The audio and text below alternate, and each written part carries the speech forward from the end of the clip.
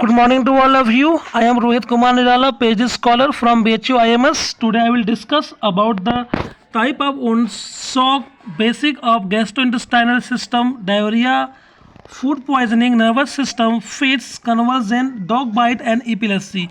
These are the topic which is contained in my video. So we want to start my topics. First of all, I will discuss about the type of wounds. जैसा कि हम लोग देख रहे हैं, इसमें पहला देखेंगे अब्रेशंस। अब्रेशंस मतलब होता है छिल जाना। जैसे यहाँ पे दिख रहा है आपको, नॉर्मली अगर छिल गया है तो उसको हम लोग एब्रेशंस बोलते हैं।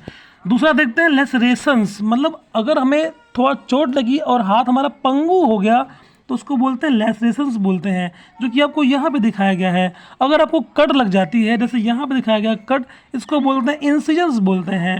अगर आपको कोई सुई चुभा दिया, कोई सुआ चुभा दिया, आपके हाथ वाथ में पंक्चर हो गया तो उसको हम लोग क्या बोलते हैं, पंचर बोलते हैं। डॉग बाइट, कोई अगर कुत्ता काटता है आपको, कुत्ते से आजकल लोग ज़्यादा ही प्यार करते हैं, कभी कभी वो ऊपर आके बैठ जाते हैं और काट भी लेते हैं, उस चीज़ को बोलते हैं डॉग बाइट बोलते हैं। फिर अगर आपको कोई इंसान कुत्ता बन के काट ले, क्योंकि इंसान भी है, इंसान कुत्ता बन जाता है काटने के लिए, भाई काटा तो कुत्ते को बोलेंगे उसको। मैं हमेशा बोलता हूँ कि लड़ाई झगड़ा नहीं करना चाहिए, दूर दूर रहना चाहिए इस मैटर पे, हर चीज़ को बातों से सुलझाना चाहिए। लेकिन कुछ लोग कुत्ते प्रवृत्ति के होते हैं जो कि काट लेते हैं, जो कि यहाँ पे दिखाया गया है। That is called the human bite. बच्चा भी काटता है, लेकिन बड़ा होकर अगर आप काटते हैं तो गलत बात है। आगे देखते हैं ग्रेविटी, आप छिल गया, घसीट गया, that is called the gravity. Gun suit के बारे में बात करते हैं, that is called the gun suit. अब इसमें फर्स्ट एड कैसे करेंगे आपको मैं पहले दिन से बता रहा हूँ।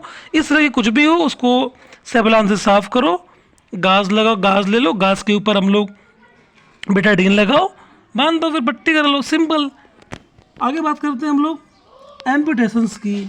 इसमें इसका मतलब ये होता है कोई आपके बॉडी का जो पार्ट है वो कट के अलग हो गया।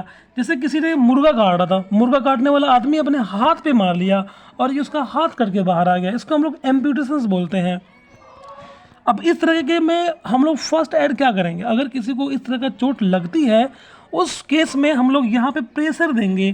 प्रेशर देने के बाद जो ब्लड का जो फ्लो है उसको रोकेंगे, उसको अपने चेस्ट से थोड़ा ऊपर उठाएंगे, मतलब जहाँ पे आपको एम्पुटेशन हुआ है उसको अपने चेस्ट से थोड़ा ऊपर उठाएंगे ताकि जो ब्लड का जो फ्लो है कुछ कम हो जाए वहाँ पे, और उसको दबा करके बांध देंगे वहाँ पे। पहला फर्स्ट काम हमारा होता है ब्लड के फ्लो को रोकना होता है। उसके बाद बैंडेज लगा के बांध देंगे और उसके बाद तुरंत डॉक्टर के पास जाएंगे। अगर डॉक्टर के पास नहीं जाएंगे तो खतरा हो जाएगा। और 7 पॉइंट में दिया हुआ है कि आप दर्द की गोली भी खा लेंगे। जैसा मैंने आपको बताया था कि फर्स्ट एड में दर्द की गोलियां भी होती है, जिसको हम लोग बोलते हैं पेन किलर। उसका नाम बताया था, डाइक्लोफेनेक के फॉर्म में आता है। कंपनी नेम, उसका ब्रांड नेम वोवेरान लोग बोलते हैं उसको। ऐसे कई ब्रांड आते हैं, आपको वो खाने की जरूरत पड़ जाती है। आगे देखते हैं शॉक। शॉक लगना क्या होता है। शॉक लगने का मतलब होता है कि आपके बॉडी में जो ब्लड का जो फ्लो है वो ड्रॉप हो जाए, जिसके वजह से आपको शॉक लग जाती है। ये कब हो सकता है, ये हो सकता है ट्रॉमा में, बहुत ज़्यादा चोट वोट लग जाए, गंभीर चोट लग जाए, उस केस में हार्ट स्ट्रोक में, हार्ट काम नहीं कर रहा है, ब्लड लॉस में हो सकता है, एलर्जिक रिएक्शंस में हो सकता है, सेवरल इन्फेक्शंस में होता है, पॉइजनिंग में भी हो सकता है, और आप अगर जल वल गए, अदर कोई काजेज है उससे भी हो सकता है, आपको शॉक लग सकती है। आप जब भी व्यक्ति को शॉक लगता है तो उस केस में जो ऑक्सीजन है बॉडी में प्रॉपर तरीके से सप्लाई नहीं हो पाती है और ब्लड का भी फ्लो प्रॉपर तरीके से नहीं हो पाता है, उस केस में उसको शॉक लग जाती है। अगर शॉक का ट्रीटमेंट अगर नहीं करेंगे एक अर्जेंटली, तो उस समय हमें हमारा जो ऑर्गन है वो ऑर्गन डैमेज भी हो सकता है और हमारी डेथ भी हो सकती है। इसलिए कुछ भी होता है आपके साथ, एम्पुटेशन हो, शॉक हो, कुछ भी हो, तुरंत डॉक्टर को कॉल करें या एम्बुलेंस को कॉल करें। एम्बुलेंस के आने से पहले जो आप कर सकते हैं प्राइमरी उपचार वो करते रहें। आगे देखते हैं हम लोग कॉजेज ऑफ शॉक्स। जो मैंने बताया था वही सारी बातें मैं बता चुका हूँ आपको। फिर देखते हैं कि first aid for shock. Shock के फर्स्ट एड में क्या कर सकते हैं। अगर आपको शॉक आ गई तो उसमें लाइफ थ्रेटनिंग भी हो सकती है, जैसे एक्स्ट्रा ब्लीडिंग हो सकती है, तो ब्लीडिंग को हमें रोकना होगा। फर्स्ट ऑफ ऑल ब्लीडिंग को रोकते हैं हम लोग यहाँ पे। उसके बाद इमरजेंसी में कॉल भी करते हैं। आगे देखते हैं, यहाँ पे जैसे दिखाया गया आपको, जो पीड़ित है उसके पैर को थोड़ा सा 6 से 12 इंच तक ग्राउंड से ऊपर उठा लेते हैं और ये देखते हैं कि उसको स्पाइनल इंजरी तो कहीं नहीं हुआ है। अगर स्पाइनल इंजरी है तो उसको ज़्यादा मूव नहीं कराएंगे क्योंकि अनबियरेबल पेन होता है वहाँ पर। और अगर उसके मुंह से झाग वाग निकल रहा है या लार निकल रही है या कुछ ऐसा कुछ हो रहा है, उस केस में उसका जो मुंह है थोड़ा सा ऐसा कर देंगे कि नीचे से सब कुछ ड्रेन हो जाए। और उसके जो कपड़े हैं, अगर वो टाइट कपड़े पहना है तो उसको सब लूज कर देंगे कपड़े उसके। आगे देखेंगे, शॉक में धीरे धीरे क्या होता है, उल्टी भी हो सकती है, तो जो मैंने बताया था ड्रेन कर दो। दूसरा, उसके बॉडी टेम्परेचर को मेंटेन करनी है। जो बॉडी का जो टेम्परेचर है वो कहीं बहुत ज़्यादा कम ना हो जाए, इसके लिए उसको हम लोग कुछ ना कुछ उड़ा देते हैं, चादर वगैरह वगैरह। फिर देखते हैं बच्चों में भी सेम काम करते हैं, बच्चों में भी चादर का इस्तेमाल करते हैं, उड़ा देते हैं, ताकि जो टेम्परेचर है बॉडी की वो मेंटेन रहे, ठंडा ना हो जाए बॉडी। आगे देखते हैं बेसिक ऑफ गैस्ट्रोइंटेस्टाइनल सिस्टम, जिसको हम लोग बोलते हैं जीआईटी बोलते हैं। ये शुरुआत यहीं से हो जाती है सिस्टम की, यहीं से लंग से शुरू अगर बात करें, ये हमारा जो गला है, मतलब बोल सकते हैं नेक से, ये हमारा क्या है, इसको बोलते हैं एपिग्लॉटिस बोलते हैं यहाँ से। ये हमारा टंग है, ये एपिग्लॉटिस है, ये ओइसोफेगस, मतलब बोल सकते हैं कि ओइसोफेगस से स्टार्ट हो जाती है। ये हमारा क्या है, स्टमक है, जो भी खाते हैं वो स्टमक में आता है। फिर आगे हमारा नीचे जाता है, जाने के बाद ये हमारा स्मॉल इंटेस्टाइन में जाता है, उसके बाद धीरे धीरे लार्ज में जाता है, लार्ज में जाने के बाद वो एनएस के थ्रू बाहर निकल जाता है। ये जो पूरा सिस्टम है इसको हम लोग बोलते हैं गैस्ट्रो इंटेस्टाइनल सिस्टम बोलते हैं, ये पूरा गैस्ट्रिक का पार्ट। आगे देखते हैं हम लोग डायरिया। डायरिया में क्या होता है, डायरिया में क्या होता है, धीरे धीरे हमें डायरिया में धीरे धीरे स्टार्टिंग में तो जो हमारा जो पॉटी होता है जिसको बोलते हैं स्टूल नॉर्मल होता है, लेकिन धीरे धीरे वो पतला होना शुरू हो जाता है और पतला पतला बाहर निकलता है और हमें बार बार पॉटी लगती है। बोल सकते हैं कि अब साइंस के लैंग्वेज में हम ये नहीं बोल सकते हैं, क्योंकि बच्चे बीए के भी हैं, बीएससी के भी, हर तरह के लोग हैं, इसीलिए मैं इसमें ज़्यादा हिंदी वर्ड का यूज़ करता हूँ। उसको हम लोग बोलते हैं दस्त लगना, हिंदी में बोलते हैं, और इंग्लिश में बोलते हैं लूज मोशन बोल सकते हैं उसको इंग्लिश में, है ना। तो उस केस में हमें क्या करना है, उस केस में जो बॉडी के जो मिनरल्स हैं वो हम या तो वोमिट कर देते हैं या बाय द एनस वो बाहर निकल जाता है, पट्टी के थ्रू बाहर निकल जाता है ना, लूज मोशंस में। उस समय हमें बहुत सारी बातों का ध्यान देना चाहिए, हमें तरल पदार्थ का सेवन करना चाहिए। मतलब कुछ बोल सकते हैं कि हम लोग अगर प्यास नहीं लगी है तब भी हम लोग को फ्रूट का रस, जूस वगैरह, पानी, इलेक्ट्रोलाइट डाल करके हमें पीते रहना चाहिए। और उस समय हमें कॉफ़ी का, शुगर का, अल्कोहल का प्रयोग नहीं करना चाहिए, इसको नहीं पीना चाहिए। हम लोग सॉलिड फूड की बात करेंगे तो हमें बनाना लेना चाहिए, राइस खाना चाहिए, एप्पल खाना चाहिए और टोस्ट भी लेते रहना चाहिए। इट मीन्स कि हमें मिनरल्स फिर से रिस्टोर करनी है। रिस्टोर करने के लिए जो इलेक्ट्रोलाइट जो आते हैं बैलेंस वाले, वो आरएस घोल के रूप में, वो भी हमें पीते रहना चाहिए। आगे देखते हैं, ये सारी बातें वही लिखी है जो मैंने आपको बताया। आगे देखते हैं हम लोग फूड पॉइजनिंग। अब होता है क्या है, कभी कभी घर में अच्छा खाना बनता है, रात में चिकन मटन या कुछ भी, पनीर हो गया, अब सुबह फ्रिज में रखे बिना हम लोग खाने लगते हैं। उसमें केस में क्या होता है कि खाना खराब है तब भी थोड़ा बहुत खा लेते हैं, तो वो फूड पॉइजनिंग हो जाता है। फूड पॉइजनिंग के बाद हमें उल्टियाँ होने लगती हैं, पेट में मरोड़ होना शुरू हो जाता है, अजीब सा दर्द होना शुरू हो जाता है, हल्का फुल्का, हम अनकंफर्टेबल फील होते हैं। उस समय हमें क्या करना चाहिए, उस समय ज़्यादा अगर वोमिटिंग हो जाएगी तो ज़्यादा वोमिटिंग में हमारे बॉडी का जो इलेक्ट्रोलाइट है वो निकल जाएगा, तो उसको बैलेंस करने के लिए हमें ORS घोल ORS का जो घोल है वो पीते रहना चाहिए।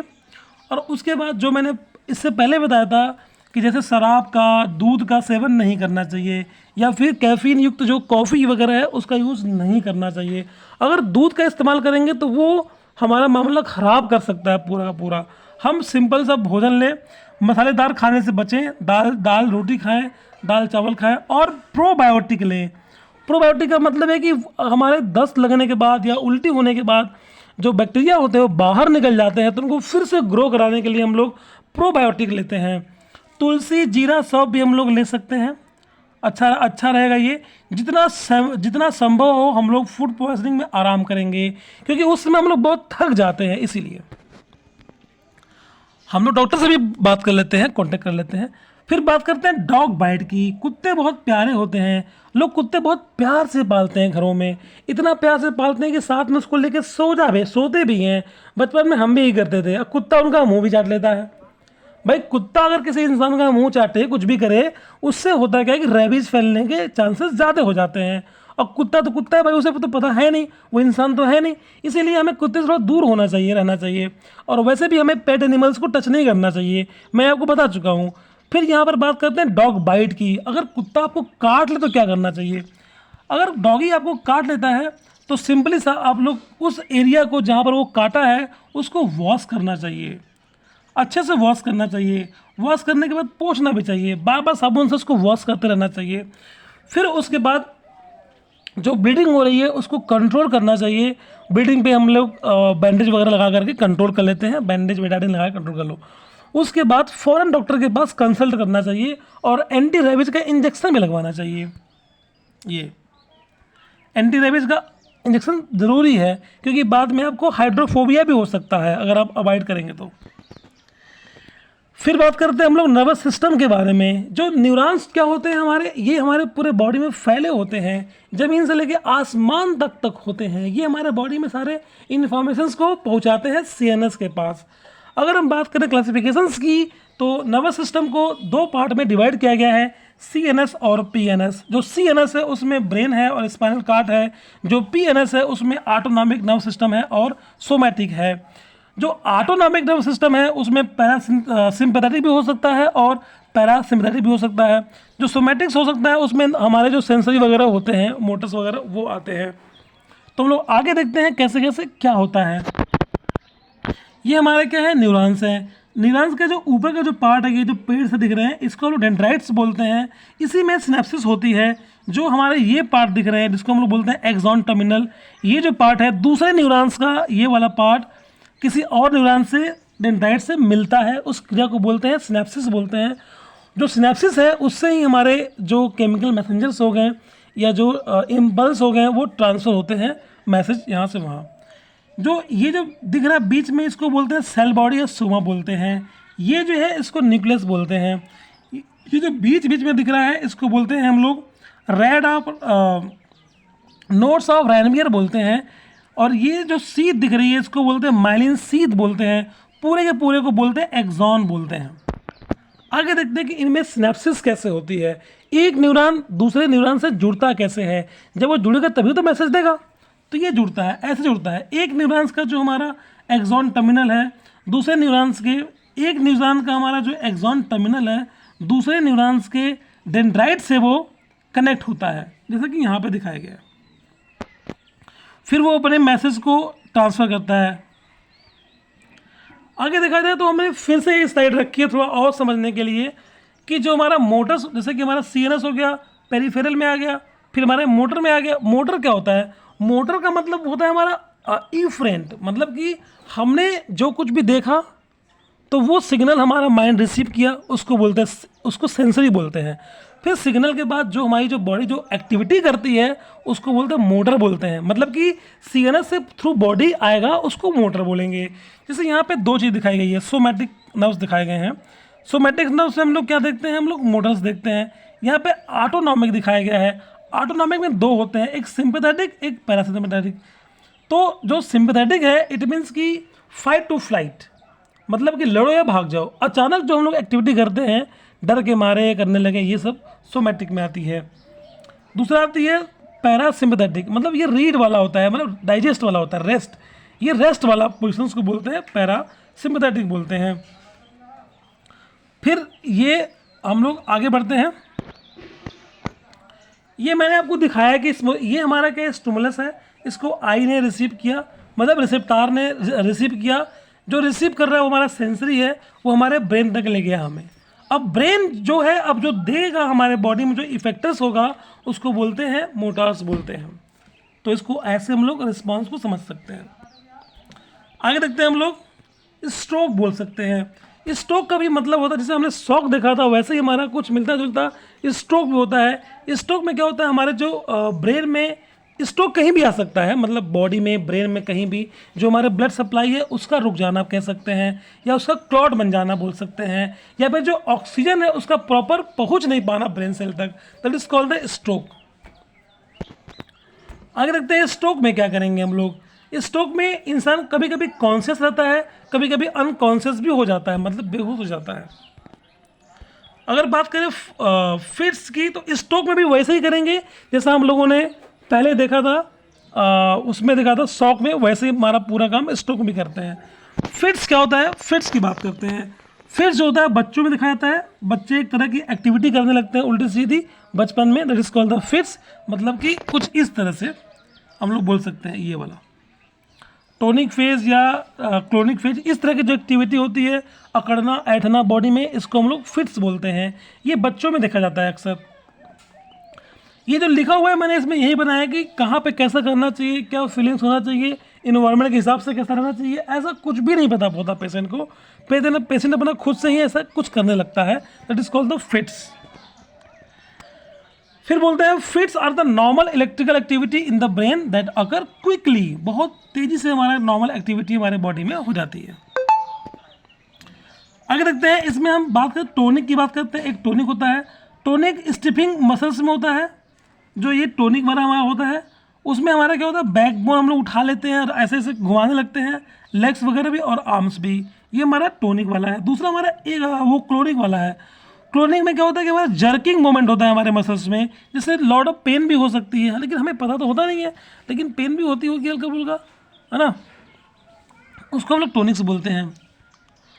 अब हम लोग बात करते हैं कन्वर्जन की। अब जैसे कि टोनिक में अगर हम बात कर रहे हैं, अब इसमें लोग बोलते हैं कि फर्स्ट एड क्या करेंगे, तो फर्स्ट एड में कुछ नहीं करना है, बच्चे को बस लेटा हुआ छोड़ देना है। अगर वो अकड़ रहा है तो उसके अकड़न को ज़बरदस्ती रोकने की कोशिश ना करे। अगर उसके मुंह से कुछ लार वार निकल रहा है तो उसको पोंछ वोछ दे। अगर वो दांत अपना बंद कर रहा है बहुत तेज़ी से, तो उसके मुंह में चम्मच डाल के दांतों को खोलने की कोशिश करे, ताकि उसका जो मुंह है पूरा खुला रहे। ऐसा ना हो कि जो मुंह में कुछ कचरे उचरे भर जाए, तो ये भी नहीं होना चाहिए। आगे हम लोग बात करते हैं कन्वर्जन की, जिसको हम लोग सूचस भी बोलते हैं। कन्वर्जन क्या, हमारा एक तरह का शरीर में अचानक पड़ने वाला तेज झटका होता है, जिसको हम लोग नियंत्रित नहीं कर पाते हैं, जोरदार ऐठर या मरोड़, that is called the convergent. जैसे ये इसको मैंने एग्जांपल दिखाया है, ये यहाँ पे कर रहा है, that is called the convergent. फिर अब फर्स्ट ऐड कैसे करेंगे, मान लो किसी को कन्वर्जेंट हुआ तो फर्स्ट ऐड कैसे करेंगे। उसके लिए पहले जो कपड़े पहने, जीन्स बीन्स जो टाइट कपड़े हैं उसको लूज कर लेंगे। कपड़ों को लूज करने के बाद क्या करेंगे हम लोग, उसके सर्गेबल कुछ क्यूशंस लगा देंगे, मतलब तकिया लगा देंगे हल्का सा, बहुत ऊंचा नहीं, हल्का सा तकिया लगा देंगे वहाँ पे। उसके बाद उसको हम लोग धीरे धीरे रिकवरी पोजीशन में लेकर के आएंगे। रिकवरी में लाने के बाद तुरंत डॉक्टर्स को कंसल्ट करेंगे। कभी कभी पेशेंट्स इस केस में सांस भी लेना बंद कर देता है। अगर सांस नहीं ले पा रहा है तो उसके मुंह को खोलेंगे चम्मच से या किसी से खोलेंगे, उसके फिर सीपीआर भी कर सकते हैं हम लोग सांस लेने के लिए। आगे बात करते हैं इपिलेप्सिस की, कि इपिलेप्सी क्या होता है। इपिलेप्सी को लोग मिर्गी बोलते हैं। ये हमारा एक ग्रुप ऑफ डिसऑर्डर बोल सकते हैं, जो कि ब्रेन में कुछ केमिकली इम्बैलेंस की वजह से होता है। इपिलेप्सी हमने हिंदी में आपको बताया है कि इपिलेप्सी मिर्गी एक ऐसी स्थिति है जिसमें दिमाग के सामान्य कार्य में अचानक असंतुलन आ जाता है। इस कारण से शरीर की जो तंत्रिका में तंत्रिका के द्वारा दिमाग में गलत संदेश जाता है, जिसके वजह से असामान्य व्यवहार इंसान करना शुरू कर देता है, that is called the epilepsy. Epilepsy में क्या होता है, दौरा पड़ने लगता है, इंसान किसी को घूर के देखने लगता है, उल्टे सीधे हरकतें करने लगता है, लेकिन ये सब उसको पता नहीं होता है, वो अपनी जागरूकता खो देता है, that is called the epilepsy. अगर इस तरह का कोई भी एक्टिविटी हो रही है तो हम लोग क्या करेंगे, हम लोग पहले पेशेंट को शांत करते हैं, काम डाउन करते हैं। उसके बाद उसके मुंह से अगर झाग आ रहा है तो उसको साफ करो। उसको साफ करने के बाद उसका मुंह को खोल दो हल्का सा, ताकि वो प्रॉपर तरीके से सांस वो ले पाए। अगर देखते हैं मिर्गी के कारण, जो मिर्गी है कुछ कारण है अनुवांशिक कारण, जिनका कुछ इपिलेप्सी के प्रकार से रिसर्च में देखा गया है। ये भी दुर्घटना में सर में चोट लग जाना, दिमाग में ट्यूमर होना, स्ट्रोक होना, दिमाग में इन्फेक्शन हो जाना, मेनिंजाइटिस हो जाना, जन्म से ही इन्फेक्शन होना, माँ से शिशु में पहुंच जाना और ऑक्सीजन की कमी होना, ये सारे जो लक्षण हैं वो मिर्गी वाले कहलाते हैं। Thank you very much. अब देखो मिर्गी का मैंने फर्स्ट एड है, कुछ का मैंने फर्स्ट एड नहीं दिया है। फर्स्ट एड का मतलब है कि हम उसको प्रॉपर ठीक कैसे करेंगे। अगर किसी को मिर्गी आता है तो उसकी दवाई जो होती है, जो मेडिसिन खाता है प्रॉपर, उसको जो मेडिसिन है वो देंगे उसको हम लोग, और मुंह को साफ रखेंगे, और सांस वो नहीं ले पा रहा है तो उसको सीपीआर भी दे सकते हैं हम लोग। Thank you very much.